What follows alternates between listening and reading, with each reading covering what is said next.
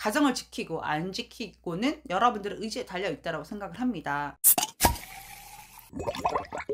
안녕하세요. 마인드 디톡스의 묻지마 캔디입니다. 오늘의 방송 제목은 이런 분은 이혼하지 마세요 입니다. 구독, 좋아요 눌러주세요.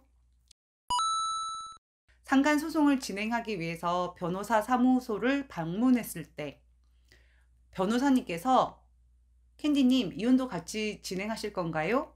라고 묻는 말에 현타가 왔던 기억이 나네요.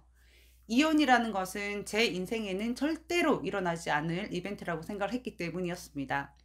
아니요? 저는 그냥 상간소송만 할 건데요. 이혼은 절대로 안 할 겁니다. 라고 호기롭게 말했을 그 당시에는 정말로 제가 나중에 이혼을 하게 될 줄은 꿈에도 몰랐습니다. 소송을 진행하는 과정에서 분노 조절을 못하고 날뛰는 감정대로 드자비를 하고 발광을 하고 그걸 7개월 이상 지속적으로 한 후 제가 받은 것은 이혼 소장이었습니다. 물론 기각은 시켰지만 그 기각의 힘든 과정에서 저는 저를 사랑하는 방법도 찾게 되었고 이직을 통해서 수입도 더 늘렸습니다. 저 자신도 변했고 상황도 변했기에 결국 협의 이혼을 하였죠. 제가 이혼을 해서인지 이혼에 대해 고민하는 분들이 저에게 최종 컨펌 또는 자신의 생각에 확고함을 더하고자 상담을 신청하시는 경우가 정말로 많습니다. 왜냐하면 저는 외도도 경험했고 이혼도 경험한 여러분들의 선배이기 때문입니다. 저 또한 그 시절 이혼을 하신 분들의 생각과 삶이 어떤지 정말 궁금했었습니다. 요즘은 이혼을 한 후 재혼을 하지 않고 혼자 노년을 맞은 70대 분들의 이야기가 저는 궁금하거든요. 이혼을 하고 재혼을 하지 않는 것에 대한 후회는 없는지, 노후는 어떻게 할 예정인지, 다시 그 시절로 되돌아간다면 어떤 선택을 하실 건지 알고 싶은 것들도 궁금한 것들도 참 많습니다. 아내분은 이혼하면 안 됩니다. 아내분은 이혼하셔야 합니다. 또는 이혼하면 안 좋습니다. 그냥 사십시오. 이혼하세요. 이혼하면 정말 좋습니다. 이렇게 저는 상담하는 분들의 상황과 성향에 따라 너무나 다른 말씀을 드리고 있습니다. 캔디가 입은 하나인데 두 말하고 세 말하고 네 말 한다고 그러면 되냐고 하고 싶으시죠? 그런데 이건 그럴 수밖에 없습니다. 왜냐하면 이혼을 결심한 당사자, 즉 아내분들의 성향, 특징, 성격, 자존감, 경제력 등이 각자 다르기 때문입니다. 사실은 이혼 상담을 하는 경우에 정말로 이혼을 하셔야 된다라는 말을 듣고 싶어서 하는 경우는 거의 없다라고 보셔야 합니다. 제가 이혼하지 말고 같이 사셔야죠 라는 말씀을 드리고 거기에 맞는 근거들을 말하는 것을 듣고 싶어 하는 분들이 더 많으십니다. 이혼한다고 난리 치셨는데 실제로 상담을 하다 보면 이혼을 할 마음이 전혀 없다라는 것을 저는 금방 알아차리기도 합니다. 이혼 상담을 할 때 이혼하지 마세요 라고 말씀드리는 경우와 이혼하세요 라고 말씀드리는 경우가 있는데요. 이혼하지 마세요 라고 말씀드린 경우는 첫 번째, 이혼을 감당할 수 없는 상태인 아내분과 두 번째, 이혼을 해도 되고 안 해도 되는 아내분, 그리고 세 번째, 남편이 외도를 제외하고 다른 문제가 없고 가정을 지키고자 하는 의지가 분명한 경우입니다. 이혼하세요라고 말하는 경우도 이혼을 해도 되고 안 해도 되는 아내분과 남편이 외도뿐만 아니라 성격적인 문제가 있고 경제력도 없고 도덕성도 없고 같이 살지 않는 게 더 나은 경우입니다. 그럼 그 해당 내용들을 자세하게 알아보도록 하겠습니다. 이혼을 감당할 수 없는 상태인 아내분, 전업인 상태로 지금 바로 직업을 구할 수 없는 분들이 많습니다.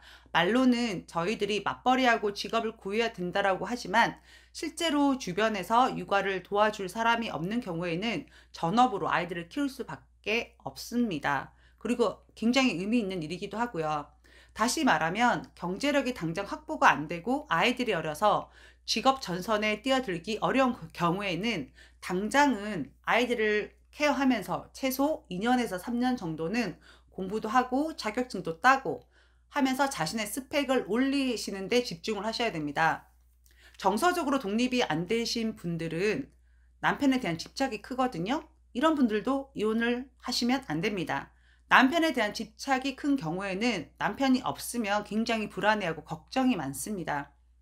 외도 상황 이후에 말씀드리는 거고요. 자신을 사랑하는 방법들부터 차근차근 진행을 하셔서 남편에 대한 마음을 내려놓고 기대도 내려놓고 남편이 중심이 아닌 내가 중심인 상태에서 이혼을 하실 수가 있습니다. 두 번째, 이혼을 해도 되고 안 해도 되는 아내분.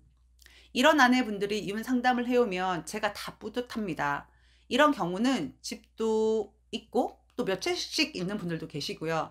직장에서 급여도 웬만한 남자 급여 이상으로 받는 분들이시고 자존감도 높고 정서적으로 안정이 되어 있어서 이혼을 해도 잘 살 것이고 이혼을 하지 않아도 현명하게 남편을 다루면서 잘 살 수 있을 거라는 생각을 합니다.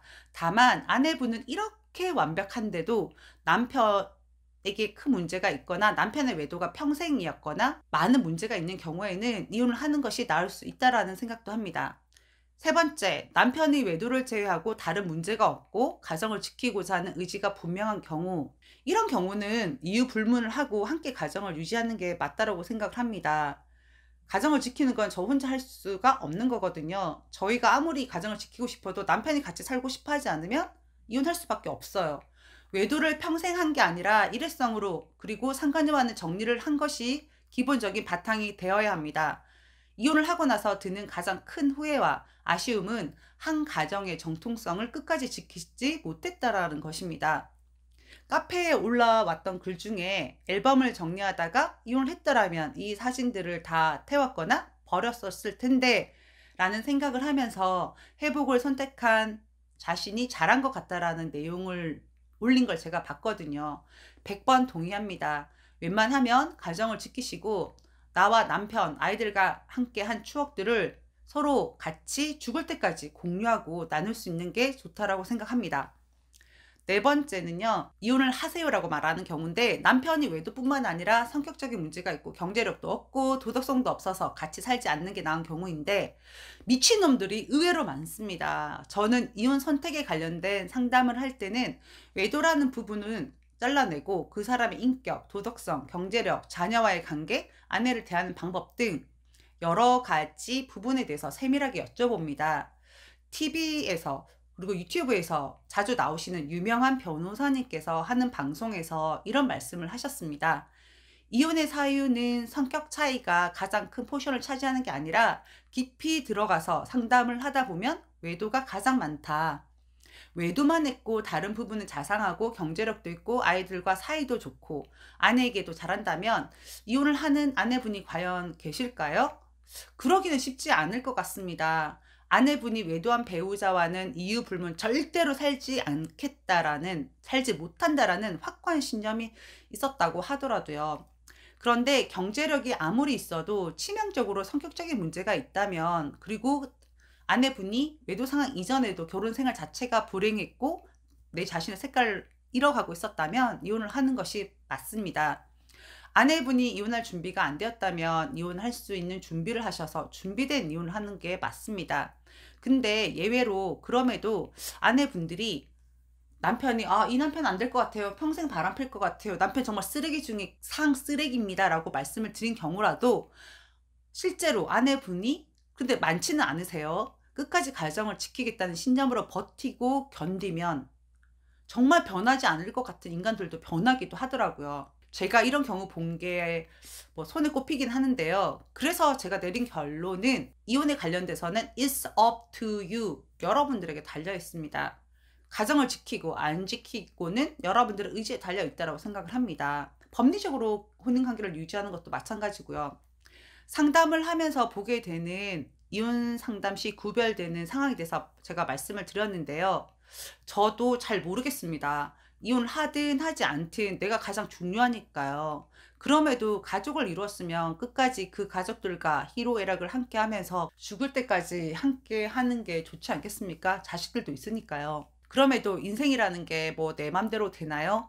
상대 배우자가 정말로 아닌 사람이고 부당한 대우를 받고 참고 살아갈 이유도 없는 것 같습니다. 저는 제가 이혼녀라는 사실을 이렇게 갑자기 이제 현타가 오거나 인지하게 될 때는 이혼을 한 유명한 재벌가의 딸들을 생각합니다.